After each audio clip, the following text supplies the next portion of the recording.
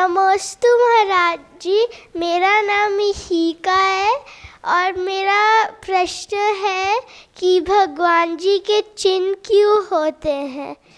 महापुरुषों के शरीर में अनेक प्रकार के शुभ लक्षण पाए जाते हैं और ये शुभ लक्षण ये बताते हैं उनकी महानता को। तो तीर्थंकर के भी 1008 शुभ लक्षण पाए जाते हैं। तो उनका जो दाहिना पैर होता है उस अंगूठे में जो भी लांछन वहाँ पर हो, जो भी चिन्ह हो, वह चिन्ह से उन महापुरुष की जगत में पहचान होती है। तो आप देखिए तीर्थंकरों के किसी का बैल है, किसी का शेर है, किसी का सांप है, किसी का हाथी है, अनेक अनेक प्रकार से, चेतन भी और अचेतन भी। तो दाहिने पैर के अंगूठे में सौधर्म इंद्र जब पांडुशिला में अभिषेक करता है तो उस समय उस चिन्ह को देखता है और सभी को बताता है कि आज से ये तीर्थंकर जो हैं इन चिन्ह से जगत में इनकी पहचान होगी। यद्यपि पहचान तो उनके अपने गुणों से होती है, अपने ही साधना से होती है, लेकिन एक लांछन जो है, एक चिन्ह जो है, उससे भी जगत में उनकी पहचान हुआ करती है। तो इस प्रकार से प्रत्येक महापुरुषों के जीवन में ये व्यवस्था होती है और इससे ये लगता है कि वो कितने महान हैं कि उनके शरीर में ही इतने शुभ लक्षण हैं। तो ऐसे ही उनके आत्मा में कितने गुण होंगे, कितने सुंदर सुंदर गुण होंगे जिनको ग्रहण किए जा सकते हैं, यह उसका प्रतीक होता है। नमस्ते महाराज जी, मेरा नाम नियति जैन है और मेरा सवाल है कि हम मंदिर जब जाते हैं तब हम लोग सर क्यों ढकते हैं। कृपया मेरी शंका का समाधान करें। हम प्रभु के पास जाते हैं या गुरु के पास जाते हैं तो सिर ढाक के जाते हैं। सिर ढाकने का मतलब यही होता है कि मेरा मस्तक भी आपके चरणों में झुका हुआ है। अहंकार का गलन करता है।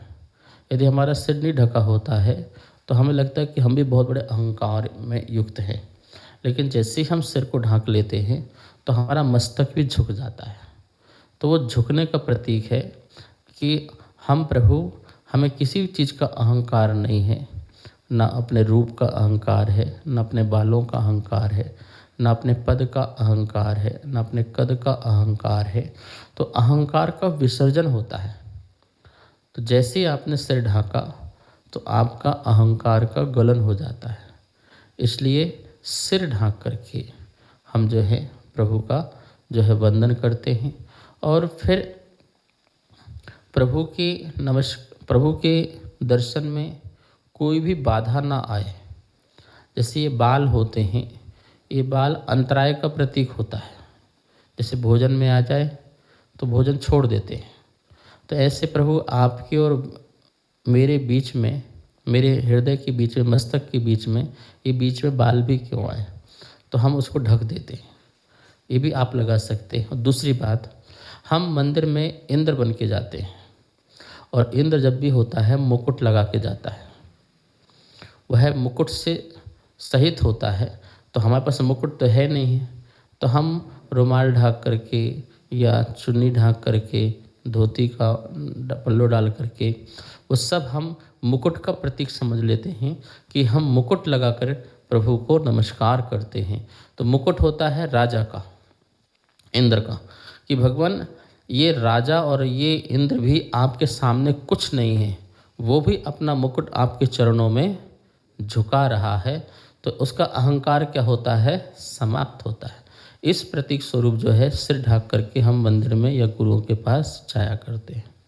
जय जिनेन्द्र, नमोस्तु महाराज जी। मैं संतोष जैन लॉरेंस रोड से बोल रही हूँ। मेरा क्वेश्चन है, जब मंदिर में जाते हैं, जब हम पूजा करते हैं, कितनी पूजा करनी चाहिए और मूलनाथ भगवान की पूजा करनी चाहिए या नहीं, इसकी शंका का समाधान कीजिए। हम जिस मंदिर भी जाते हैं उस मंदिर में जो मूल नायक भगवान होते हैं उनकी हमें पूजा अवश्य करना चाहिए। जैसे महावीर भगवान का मंदिर हो तो महावीर की पूजा करें। शेष तीर्थंकरों के आप अर्घ्य समर्पित कर सकते हैं, उनको विनय नमस्तु कर सकते हैं। लेकिन जो विराजमान है, देखिए पहली पूजा तो हम देव शास्त्र गुरु की करते हैं कि हम अपना भक्ति प्रदर्शित करते हैं कि हम सच्चे देव, सच्चे शास्त्र और सच्चे गुरु जितने भी जगत में हैं उन सब के प्रति हम समर्पित हैं और उनके प्रति हम आस्था रखते हैं। इसके बाद जो मूल नायक रूप में विराजमान तीर्थंकर होते हैं उनकी हम आराधना करते हैं, उनका हम जो है पूजा करके गुणगान आदि करते हैं। इसके बाद आपके पास कोई भी समय हो तो आप किसी भी तीर्थंकर के, कल्याणक हो तो कल्याणक के, पर्व हो तो उस पर्व में उनकी पूजा आप कर सकते हैं। नमोस्तु महाराज जी, मैं संतोष कुमार जैन बटजियातिया लादेंस रोड से। प्रारंभिक दौर में कौन सा ग्रंथ का स्वाध्याय करना चाहिए, मेरी शंका का समाधान कीजिए। नमोस्तु महाराज जी। स्वाध्याय परमम तपः, स्वाध्याय परम तप है और स्वाध्याय हमें प्रतिदिन करना ही चाहिए। स्वाध्याय करने का मतलब है कि हम भगवान की वाणी सुन रहे हैं। साक्षात हमें भगवान अभी नहीं है हमारे पास जिनका हम समोसन में जा कर के उनकी वाणी सुन सकें, लेकिन उनकी वाणी ग्रंथों में गुथी हुई है जिसको उठाकर हमें पढ़ना चाहिए। प्रारंभिक तौर पर जो हमें स्वाध्याय करना चाहिए वो प्रथमान योग संबंधी करना चाहिए। प्रथमान योग ग्रंथ जो हैं जिसमें पुराण हैं, चरित्र हैं, तो इनको पढ़ने से हमें प्रेरणा मिलती है और हमें पाप पुण्य के खेल भी दिखाई देते हैं। किसने पाप किया उसको क्या फल मिला, किसने पुण्य किया उसको क्या फल मिला, क्या मिल रहा है। तो इस प्रकार से प्रथमान योग पढ़ने से एक तो पुण्यवर्धनी है और सम्यक्त वर्धनी है। और प्रथमान योग ऐसा ग्रंथ होता है जिसमें चारित्र का भी विषय आ जाता है, जिसमें अध्यात्म भी आ जाता है और जिसमें कर्णानुयोग भी आ जाता है। मतलब प्रथमान योग के ग्रंथ में सब कुछ समाविष्ट हो जाता है, इसलिए आपको प्रथमान योग ग्रंथ पढ़ना चाहिए। और मैं कहूँगा सर्वप्रथम आप आदिनाथ पुराण पढ़ो, आचार्य जिनसेन स्वामी का लिखा हुआ है। इस पुराण में पढ़ने से आपको जैन धर्म की सारी संस्कृति का भी ज्ञान हो जाएगा। इतना सुंदर ग्रंथ लिखा है जिनसेन स्वामी ने, 2 वॉल्यूम में छपा हुआ है, 2 भाग में है। इसे आप सबसे पहले प्रारंभ करें।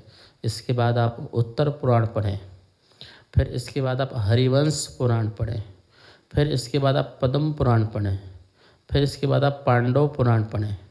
ये इतने पुराण हो जाने के बाद फिर आप चाहें तो जो है चरणन योग के जो ग्रंथ हैं, रत्नकंडक श्रावकाचार, उसे आप पढ़िए। मुनि बनने की शिक्षा लेनी है तो मूलाचार पढ़िए। तो ये चरणन योग के ग्रंथ हो जाएंगे। कर्णान योग ग्रंथ में जो आप जो हैं जिसमें कर्म आदि के बारे में बातें लिखी हों, जीव कांड है, कर्म कांड है, उसके पहले भी छोटे छोटे शास्त्र हैं उनको पढ़ सकते हैं। और द्रव्यान योग में जो ग्रंथ हैं, इष्टोपदेश है, आप उसे पढ़िए।